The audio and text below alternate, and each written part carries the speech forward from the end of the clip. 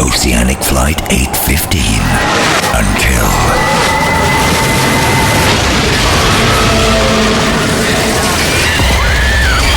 Now, lost on a mysterious island, the survivors have more to fear than survival itself. 5, 4, 3, 2, 1.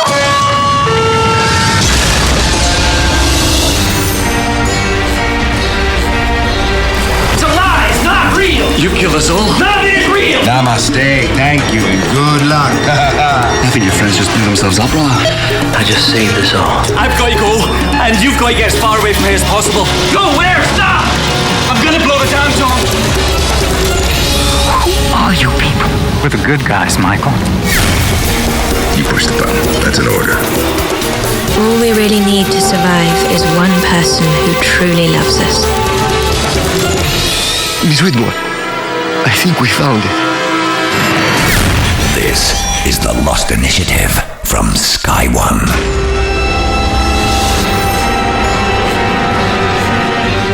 Welcome, Losties, to a brand new programme for fans of Lost. Each week, you will not only get every second of every frame of Season 3 of Lost scrutinised and dissected by our crack team of Lost investigators, but we'll also keep you bang up to date on the latest Lost theories, online speculation and developments on the Lost Island. This is the official download radio show for fans of Lost in the UK. The Lost Initiative with Iain Lee.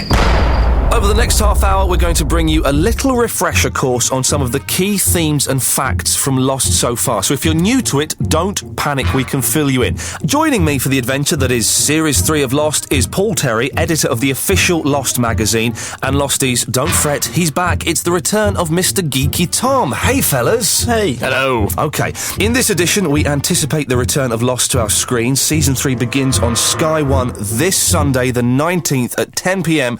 with a mighty double episode. One of the key things in Lost Series 2 were the hatches. You and your partner are currently located in Station 3, or the Swan, and will be for the next 540 days. The Station 3 was originally constructed as a laboratory where scientists could work to understand the unique electromagnetic fluctuations emanating from this sector of the island. Not long after the experiments began, however, there was an incident. And since that time, the following protocol has been observed. Every 108 minutes, the button must be pushed. From the moment the alarm sounds, you will have 4 minutes to enter the code into the microcomputer processor, induction into the program. When the alarm sounds, either you or your partner must input the code. It is highly recommended that you and your partner take alternating shifts. In this manner, you will both stay as fresh and alert. Of utmost importance that when the alarm sounds, the code be entered correctly and in a timely fashion. We're going to need to watch that again. So the Swan is the main one. Yeah, that was like where we spent a lot of time, where the fuselage castaway chums were all sort of like doing their washing and pressing buttons and having arguments and torturing people, as you do. And the Arrow, which one was the Arrow? What is it? I don't know. Some sort of bunker. What is this place? It's like some sort of storage facility. What was that? Get it. It's a glass eye. It was more like a bunker, wasn't it? It was where the tailies spent a bit of time camping out, but it was like an empty space, wasn't it? Yeah. Just was a box with an eyeball in it. Glass one. Yeah. Pearl is the observation one, is it? Station 5, or the Pearl, is a monitoring station where the activities of participants in Dharma Initiative projects can be observed and recorded. Your tour of duty in the Pearl will last 3 weeks, and during this time you and your partner will observe a psychological experiment in progress. Your duty is to observe team members in another station on the island. These team members are not aware that they are under surveillance, or that they are the subjects of an experiment. What is the nature of the experiment, you might ask? What do these subjects believe they are accomplishing as they struggle to fulfill their tasks? You, as the observer, don't need to know. All you need to know is the subjects believe their job is of the utmost importance. Would you like to watch that again? No, I've seen enough. Yeah, this is one where the Nigerian drug plane was sort of crashed on top of it. Sort of the entrance was hidden from view, and then they push the Nigerian drug plane and then A bit like descended. that film Sliver, where that guy sits and watches all those screens. Yeah. And staff. Yeah, never really referred to as the staff, but everyone calls that because it's the medical staff shaped thing. But episode 15. the medical station, the maternity leave, where such a good one. We saw like a labyrinth of a few places where the cot for Claire's baby, and then a lot of corridors, a lot of cupboards with the costumes in, revealed to us that it was all a ruse, all facade. But we know there are more hatches because we've seen the blast door map, haven't we? Yeah. You lost already? Your map is inexact. No kidding. These landmarks. Is this a river? No, it's a wavy line. I didn't draw it, I just transcribed it. I told you, I don't even know if it is a map. Let's assume it is. So we've seen the blast door map. Now I've got a reproduction of it here, which it's what is that? An octagon? Geeky Tom, I'm assuming you can tell me more about the map. Can you? Well, it's in an octagon. You'll find that all the Dharma logos are also an octagon, and then we have your 5 hatches. It looks like they're connected in the middle, or they once were, to some kind of giant question mark. Lots of other interesting stuff, kind of annotated around the map, like. There was a hatch called the Cerberus. Oh, the whole sort of dog guarding hell mythology thing. And there was an incident there where maybe the Cerberus system was lost control of. Could it be the black smoke? Maybe? Yeah, a lot of fans online think there's something monster connected to Cerberus, isn't there? Yeah. I like that a lot. I think that's cool. The others. Udders, as Jin calls them. Udders. Bless him. What do we know about the others? Oh, where do we start? Do we know anything? Well, it's the thing, we don't. Season 2 series 2 started off with the insinuation that the tailies were the others when Jim was pointing at them saying others, and then we realised that they weren't the others, they were just the tail section members. And so we think at the moment people like Henry Gale and the people that we've met are these others that Russo's referred to. Well, but we got to remember that the fact that Russo's never actually clarified that. She never stood with them and gone, that's who I mean by the others. There could be a whole other band of people. We started off thinking that they were some kind of savages or something. On the island for a little bit, and they all dressed up as that. But we know that they're more sophisticated than that, and that they have access to a medical facility and real clothes, and that what they're. But we see the kids walking, don't we? When they were hiding in the bush. Yeah. See the kids walk past, and they were in rags and stuff, and were walking really silently, type thing. So maybe there's more than one group of others. We do see a lot more of the others in this series, which is good, including, for the moment, I suppose we should call him fake Henry Gale, because we know he's not Henry Gale. In Series 2, we don't know much more about him than that. So let me get this straight. You and your wife travel around the world and crash here in a smiley face balloon. Then she dies. You get captured by a French chick who brings you here, and then they lock you up. That sounds kind of silly when you say it like that.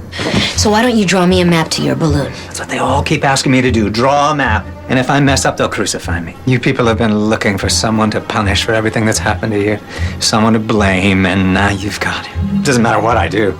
I'm dead already. Fake Henry Gale gets the cack beaten out of him. It's an amazing scene. Everyone has a go at him, kind of. And then he stirs it up a bit with Jack and Locke and creates... there's all that tensions. It's like he's been put there to poke them in the ribs and get them all to get at each other. Chinese whispers. Yeah. You guys have some real trust issues, don't you? Of course, if I was one of them, these people that you seem to think are your enemies, what would I do? There'd be no balloon, so I'd draw a map to a real secluded place. And when your friends got there, a bunch of my people would be waiting for them. And then they'd use them to trade for me. I guess it's a good thing I'm not one of them, huh? At the end of Series 2, we discover he's possibly the leader of the others. There could be someone above him. Yeah, he's certainly very, very high up. He had this real presence, didn't he, on the pier when they all seemed to be a little bit. Oh, it's Dad, he's back. Have we been? He was definitely throwing some orders around there. Yeah. Michael is away for a lot of Series 2, hunting Walt, which is a shame because I like Michael. I think he's great. He's one of my favourite characters. And boy, when he comes back. Anna Lucia and Libby both get bullets from him. He kills them. He's doing it to get Walt back, obviously. Any hint that maybe he's been brainwashed, or is it just it's just out of desperation, isn't it? I think so. Yeah, I think he just saw that he knew that he had to release, Henry Gale to it was part of the bargain. So he thought Anna Lucia was, there's no way he could release him. But the Libby was an accident. That was tragic. That was, It's an accident. Guns don't kill people. People kill people. No, guns help. Guns help and bullets. But if Hurley hadn't forgotten the blankets, maybe. Yeah, it's Hurley's fault. And then Michael leads Jack, Sawyer, Kate, and Hurley to the others, and it's all a setup and an uncomfortable trap. We have assumed for the whole series they are the bad guys. Yes. And then at the end of Series 2, Michael Michael says, "Who are you people?" We're the good guys, Michael. We're the good guys, Michael. Could they be? They can't really be the good guys. I don't buy that. Why not? I mean, we've seen some, like, good, where the Goodwin was doing something good, as in when he snapped that guy's neck, when he let him out of the hole. We've seen them do some pretty horrific things, and like Ethan left Charlie to dead. Their argument is though that the Losties have killed members of their team. It's you've killed us. So we're yeah, getting but I don't think when Ethan left Charlie for dead, hanging by his neck, that they'd really done anything to them at that point. And why at the end of series 2? They keep Kate, Jack, and Sawyer, but they don't want Hurley. No. Why do they want those three? Why don't they want Hurley? Well, this is the big mystery that's taken us into Series 3, and I think that if you look at it, they've got different values. They know Jack's got a medical background. So that would make sense they'd want to use him for something. Kate and Sawyer, maybe they're looking at the triangle between those three characters. Well, they're looking at the leadership. They're looking at who are the big leaders in that section of the island. Why didn't they want Locke? But Henry Gale did say they were coming for Locke. Yeah. I don't believe that either. I don't believe a word Henry Gale says. I think Hurley was almost like a spare part, but in the sense of he's a nice guy. And is he? I think they wanted to frighten Hurley and say, right, now, frighten him. Now you go back to camp, so Hurley would genuinely go back to camp and say, don't go near. They're really. It's a long walk, isn't it? Maybe. And he's not very good at trekking. Yeah, maybe they thought he wouldn't make it. Email the Lost Initiative, lost@sky1.co.uk. The online experience has been a big thing that's kept Losties excited throughout the summer. It's kind of revealing clues online. There's been small bits of film hinting at what might be going on. The online experience is finished, but it still exists online. If you want to find out more, of course, go to sky1.co.uk/lost, and you can join the raging debates on Season 3. Other sites include thefuselage.com, which is ABC's official site. I've not seen that. Either of you? Oh, it's amazing. Yeah, it's sponsored by J.J. Abrams, and it's the official place where you get cast and crew posting, and they answer questions from the fans. Yeah. And ApolloCandy.com is definitely worth having a little look at. Now, there is obviously still plenty of online stuff out there. Have a look at the websites we've mentioned. Do a Google. Find out what you can. What have you found for there, Geeky Tom? I just like to do a Google. It's an accepted term. One true way. Who are the Dharma Initiative? Obviously, some people may still be confused about Alvar Hanso and the Dharma Initiative. Basically, the Hanso Foundation is the funding organisation behind the Dharma Initiative, and Alvar Hanso is the head honcho, I guess. The Dharma Initiative was created in 1970 and is the brainchild of Gerald and Karen de Groot, two doctoral candidates at the University of Michigan. Following in the footsteps of visionaries such as B.F. Skinner, imagined a large-scale communal research compound where scientists and freethinkers from around the globe could pursue research in meteorology, psychology, parapsychology, zoology, electromagnetism, and utopian social-inclusive Danish industrialist and munitions magnate Alvar Hanso, whose financial backing made their dream of a multi-purpose social science research facility a reality. On behalf of the de Groots, Alvar Hanso, and all of us at the Dharma Initiative, thank you. Namaste. And good luck. The Dharma Initiative, Dharma stands for Department of Heuristics, is that the word? And Research on Material Applications Initiative. I don't know what that means. I've just read a sentence, I don't know what it means. Facts we know about Dharma. They were sent by the Hanso Foundation to the island to try and prevent the end of the world predicted by the Valenzetti equation. Gerald and Karen de Groot are the founders of Dharma. Now, we know that from the orientation films. We've had the Mr.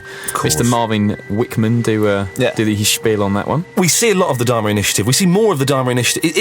Is Hanso even mentioned that much in the series? Not so much. It's all about Dharma, really. Yeah. You see that, the bottle of Merlot wine will have Dharma all over it, and the macaroni cheese, things that appear to have been dropped from the sky, and it's all about Dharma really on the island as the branding, the Dharma. Yeah. It has Dharma across the swan logo for the swan hatch. All the hatches are the logo, aren't they? The Dharma Initiative, it's almost like their project. Yeah.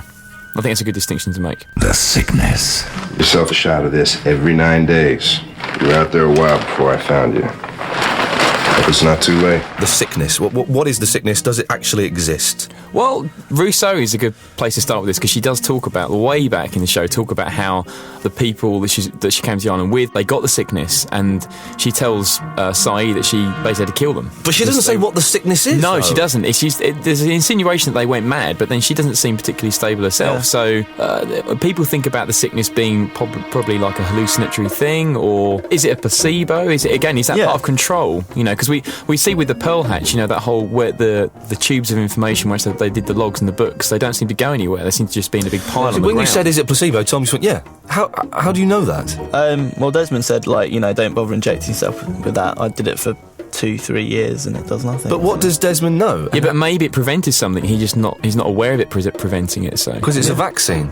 Well, you take a vaccine because you don't want anything to happen. Well, yeah, but we've had all these people on the island for a long time and nothing's really happened that badly to them. Well, I say that, but things may happen to Desmond in Series 3 that we don't know about because he's stopped taking the vaccine. There's a lot of needles, a lot of injecting, and there's a lot of blood taking and things. So I think the jury's out on the placebo thing. Definitely. Yeah. You mentioned Russo. I can't quite work out where she lives because when Saeed first met her, she was quite some way away, wasn't she? From he found that power cable when he went off on a wander, didn't he? And he sort of led that into the jungle, and then she sort of knocked him out, and then he awoke sort of strapped. This sounds dodgy. Yeah, strapped to her bed, ready for some electrolysis or something. Nice. Yeah. And how did you come to be on this island, Daniel? We were part of a science team. Nearly 2 months we survived here. Your distress signal, the message I heard. You said it killed them all. We were coming back from the Black Rock. It was them. The others. They were the carriers. The Lost Initiative. The island seems to heal people. It's made Locke walk. Yeah, so it appears to. Yeah, and there's that really great scene with him and Rose when she said to Locke, we both know it won't take that long to heal your legs. And then, a couple of scenes later, he's had a bit of a sit down and he's off. He's off. Rest, a bit of an adventure. And Sawyer seems to recover quite quickly from getting shot, doesn't he? Yeah, it takes him 5 days or so to get back onto his feet. Any idea why the island has healing powers? Is it the electromagnet? It can't be electromagnets. Well, that's what people have been saying. Yeah, definitely. It's the electromagnetic field that bunker was emanating. And there's a really interesting thing which Damon Lindelof said about the failsafe throwing that there has to be some kind of consequence from that, because it said caution with the failsafe. It didn't say this is a great thing to do. So surely, fair enough, stopping the numbers being entered and stopping the anomaly. But if you stop the anomaly, what's going to happen after that? Well, you mentioned the numbers: 4, 8, 15, 16, 23, 42. The numbers: 4, 8, 15, 16, 20, 42. Using those magic numbers of yours as a psych out, aren't you, man? Oh, yeah, that's right. You just play dumb. I'm on to your juju, man. Just numbers, dude. For anyone who's not seen Lost, the numbers are going to seem quite daunting, but they are incredibly significant to the show. They're all over it, aren't they? They seem to be, Where have we spotted it? Oh, well, I think the first big sort of jaw-dropping moment was in a season 1 episode where there was some Hurley flashback information, and the last shot, the camera sort of zoomed into the hatch door before they blew it open with the numbers written on the side of it, and I think that's from that point onwards the numbers became incredibly important. Hurley's lottery numbers. Numbers, they have to be entered into the computer. They're on the vaccine little bottles of vaccine. They're everywhere, aren't they? Yeah. Apparently, this is a fact. They are the core values of the Valenzetti equation, which we've just mentioned is a mathematical formula designed to predict the end of humanity. We still don't know why they're so powerful, though, do we? Yeah, we don't even know if they are powerful, though. It would seem logical that they're going to make an appearance in Series 3 at some point as well. And I mean, I'd bet a bit of money on that. I think they need to. There's going to be more, revealed. I think behind, maybe the original broadcast. There's a lot of flashbacks we haven't seen, which I think a lot of people are excited about on the island flashbacks. Because we saw the Claire one, we saw what happened to Claire when she was abducted, we've seen the Michael one. There's so many characters from the others to Russo that, fans are excited that maybe Series 3 you're going to really see some hardcore Bring on island Series flashbacks. 3. Although, when I spoke to Henry Gale... as you do. He said that Series 3 was going to rely less on flashbacks. I think they've actually cut down the airtime of the flashbacks anyway. Series 2 had, if you sort of got your stopwatch ready, the flashbacks were shorter to get you back to the island action. We mentioned the healing power of the island.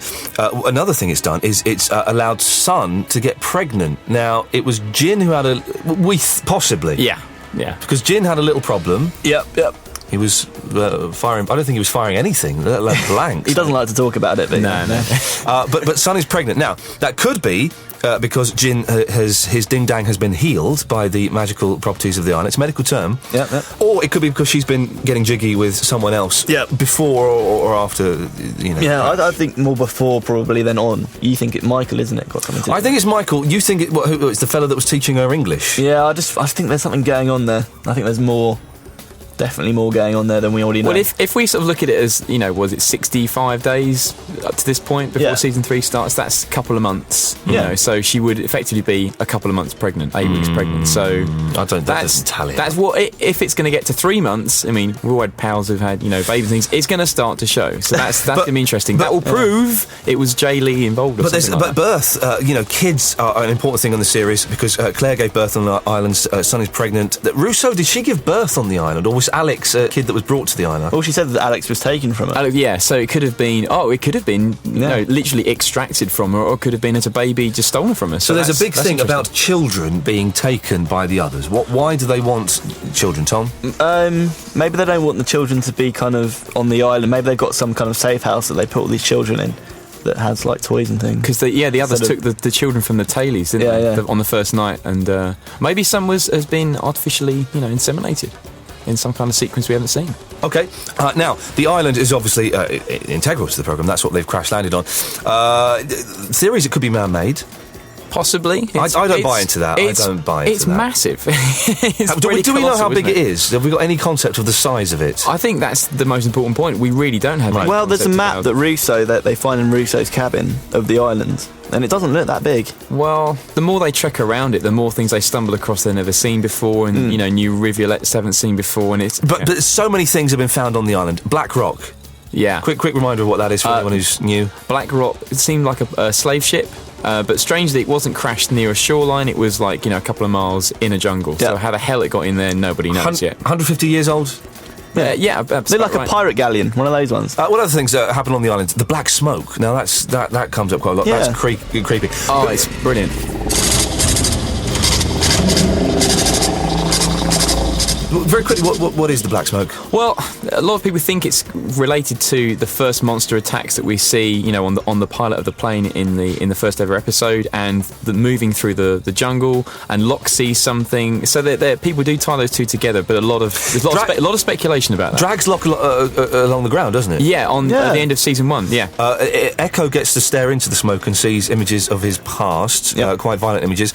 Pilot gets eaten. The pilot gets. Is that by the smoke though? Yeah, I don't think it is. We don't see that, so I think it could be the smoke could be related. What's going to rip him out of Excuse me, I actually watched the pilot episode just 2 evenings ago. Good for you. Thank you. And I'm watching it with someone who's never seen Lost before, and she's suddenly well into it. So I'm going to do the whole thing. It's very exciting. Excellent. But there's no indication that it's the smoke that pulls the pilot out of the plane. There's the noise though, maybe. They have that's it. Correct. The sound design is the same properties, but I think that it's you've got to keep an open mind with that one because it's such a bizarre, almost paranormal part of the show in itself.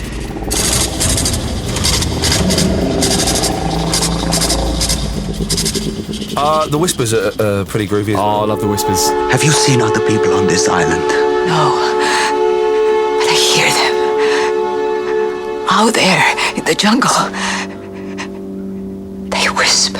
Is it true they always seem to go up when something bad is about to happen? Or a character, going through something. I think one of the clearest things you hear in the whispers is the Sawyer episode in season 1 when you can clearly hear it. It says it will come back around. It'll all come back around, and it's what the dude says in his flashback because he's got the gun pointed to him. So that's, what is that about? Is that mental manipulation of some kind, or?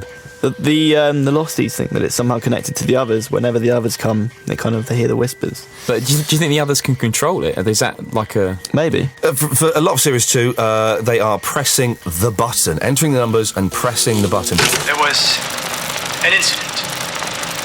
And since that time, following protocol has been observed. Every 108 minutes, a button must be pushed. From the moment the alarm sounds, you will have 4 minutes to enter the code into the microcomputer processor.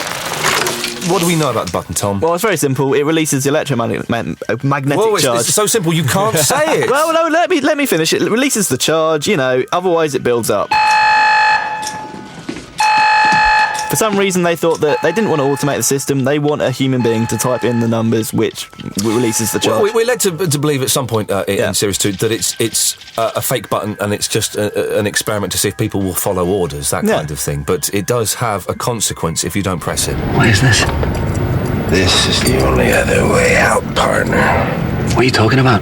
Fail-safe. Just turn this key and this all goes away. What's behind that wall, Kelvin? Huh? What was the incident? Electromagnetism. Geologically unique. The incident? There was a leak.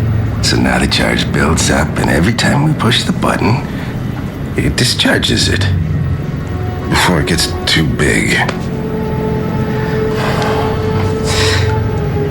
Why make us do it? Push the button?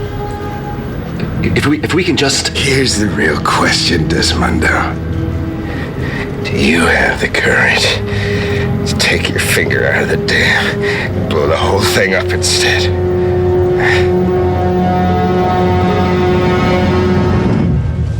The last 3 episodes of the series. Oh, just fifth gear all the way. And the ending, it just gets more and more exciting as well. Locke kind of has a breakdown as the series goes on. A really slow, not breakdown, but a complete turnaround of his attitude to the island and his role on the island.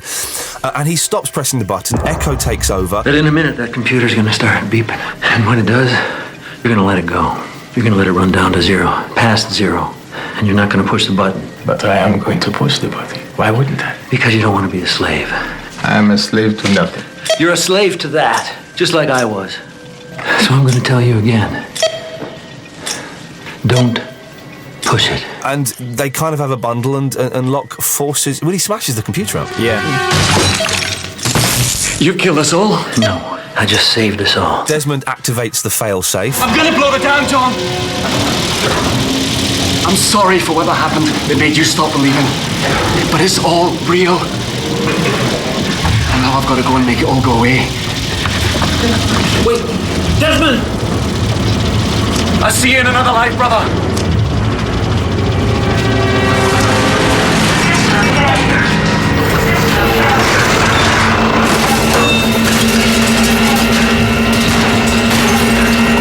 I was wrong. Amazing moment, and to turn around while the whole thing's imploding, going, "Oh, I was wrong." Yeah, it's just amazing. The sky goes all pink, doesn't it? There's that kind of sonic boom. Yeah. And the series ends when you think you've had enough. They put a little bit on the end. Let's have a little listen.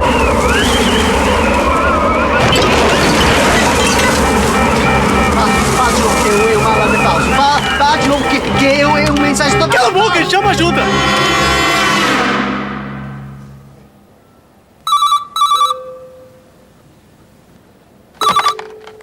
Hello. Miss Whitmore, Yes. it's us. I think we found it.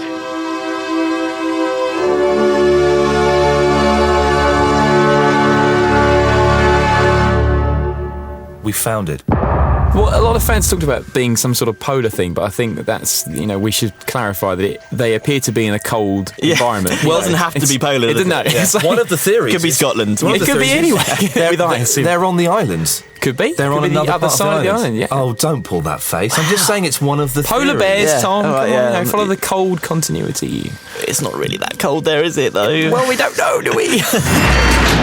So, fellow Losties, that's all we have time for on Edition 1 of The Lost Initiative. Series 3 of Lost begins with a mighty double episode this Sunday, the 19th at 10pm on Sky 1, with a repeat performance on Wednesdays at 10pm, also on Sky 1, and another fail-safe repeat every Friday at 9pm on Sky 2. I'm gonna watch them all.